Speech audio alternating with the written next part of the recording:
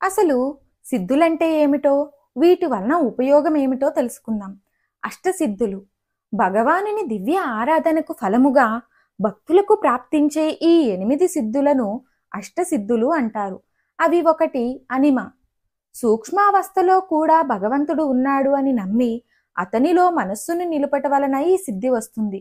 దీనివల్ల అత్యంత సూక్ష్మ అణువుగా యోగి తనను తాను మార్చుకొనగలడు. రెండవది మహిమ.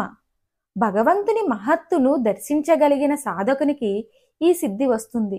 దీని కారణంగా అతను శివకేశవులకు సమానమైన కీర్తిని పొందగలుగుతాడు. మూడవ సిద్ధి గరిమ. ఈ సిద్ధి సాధించిన వారు తమ శరీర బరువును ఈ భూభారముకు సమానంగా చెయ్యగలరు. నాలుగవ సిద్ధి లఘిమ. ఈ సిద్ధి గలవారు తమ శరీరమును దూది కంటే తేలికగా ఉంచగలరు. ఐదవది ప్రాప్తి. ఈ సిద్ధి ద్వారా కావాలనుకున్న క్షణములో శూన్యం నుండి కూడా సృజించుకోగలరు. ఆరవది ప్రాకామ్యము. అనేక దివ్య శక్తులు అంటే దూరదర్శనము, దూరశ్రవణము, ఆకాశగమనము వారి వశములో ఉంటాయి. ఏడవది ఈశత్వం. ఇంద్రాది దిక్పాలకులను కూడా నియంత్రించగలిగిన అధికారం వస్తుంది. 8 వసిత్వం. సకల జీవరాశులు వారు చెప్పినట్లుగా ప్రవర్తింపజేయగల శక్తి. అయితే ఈ సిద్ధులు ప్రాప్తించిన వారు ఈ సిద్ధులను ప్రదర్శించుట నిషేధించబడినది. అష్టసిద్ధులు అనే మాట వినిపిస్తూ ఉంటుంది. అయితే వాటిలో కొన్నిటి పేర్లే వినవస్తూ ఉంటాయి.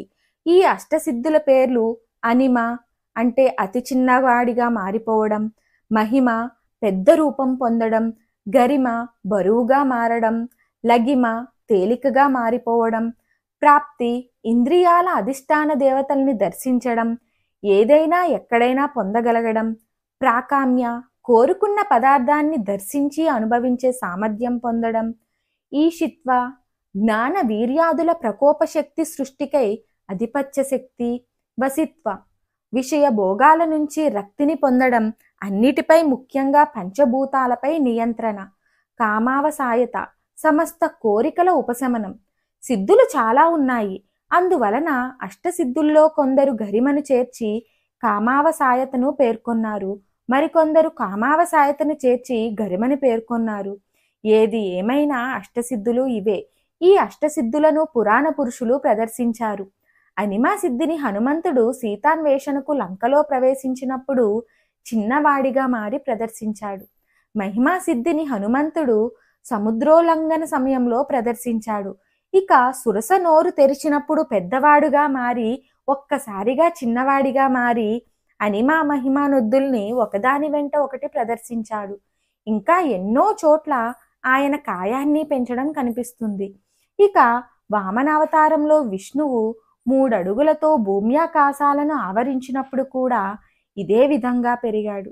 గరిమా సిద్ధిని కృష్ణుడు చిన్నతనంలో తృణావర్తుడు అనే రాక్షసుడు సుడిగాలి రూపంలో ఎత్తుకుపోవడానికి వచ్చినప్పుడు అతనితో పాటు పైకెగిరి వాడి భుజాల మీద కూర్చొని బరువుగా మారడంతో వాడు ఉక్కిరి బిక్కిరి అయ్యాడు. వాడిని కృష్ణుడు చంపివేశాడు. భీముడు సౌగంధిక పుష్పాలను తెచ్చేందుకు వెళ్ళినప్పుడు హనుమంతుడు తన తోకను అడ్డుగా పెట్టి దానిని భీముడు ఎత్తలేనంత బరువుగా మార్చాడు. లగిమ అంటే తేలికగా అయిపోవడం, ఆకాశ గమనం వంటివి కూడా దీనితో అనుబంధంగా వచ్చే శక్తులని చెబుతారు. ఈ సిద్ధుల వలన ప్రదర్శన మనకు రామాయణ భాగవతాదుల్లో ప్రముఖంగా కనిపిస్తుంది. ఒక్క సిద్ధి సరైన గురువు వద్ద పొందడానికే 40 సంవత్సరాలు పడుతుందని చెబుతారు. దీనికి సంబంధించిన ఒక కథ కూడా ప్రచారంలో ఉంది. ఆదిశంకరులకు ఒక పర్యాయం ఒక సిద్ధుడు తారసపడ్డాడు. తనకు ఉన్న ఆకాశగమన విద్యను ఆయన ముందు ప్రదర్శించాడు. అది సాధించేందుకు ఎంతకాలం పట్టిందని ఆయన అడిగారు. 40 ఏళ్లు పట్టిందని చెప్పాడు. ఆ విద్య పొందేందుకు నీ జీవితంలో 40 ఏళ్లు ఖర్చు పెట్టావు. ఏ సత్పరుషుణ్ణి దూషించినా కాకివై పుట్టి పుట్టుకతోనే ఆకాశగమనం సాధించేవాడివి కదా అని ఆయన ఎద్దేవా చేసినట్టు చెబుతారు. సిద్ధులు సాధించడం అనవసరమని, అందుకు జీవితంలో అంతకాలం వృధా చేయకుండా భగవన్నామస్మరణ వల్ల ఉత్తమ గతులు పొందితే బాగుండనేది ఆయన ఉద్దేశం. యోగ శాస్త్రంలో 8 సంఖ్యను మాయకు సంకేతంగా చెబుతారు. 9 సంఖ్యను పరమాత్మకు ప్రతీకగా చెబుతారు.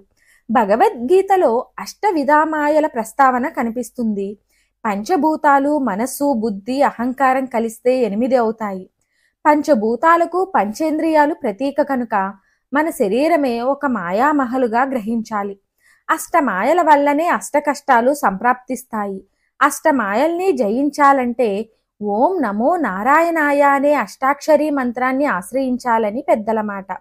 అలా ఆశ్రయించిన ప్రహ్లాదుడు, ధ్రువుడు, గజేంద్రుడు, అంబరీషుడు, ద్రౌపది, అర్జునుడు ఇలా ఎందరో భక్తులు సదా గట్టెక్కేశారు.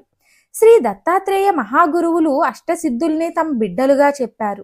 తమ భక్తులకు వారి అనుగ్రహం ఉంటుందన్నారు.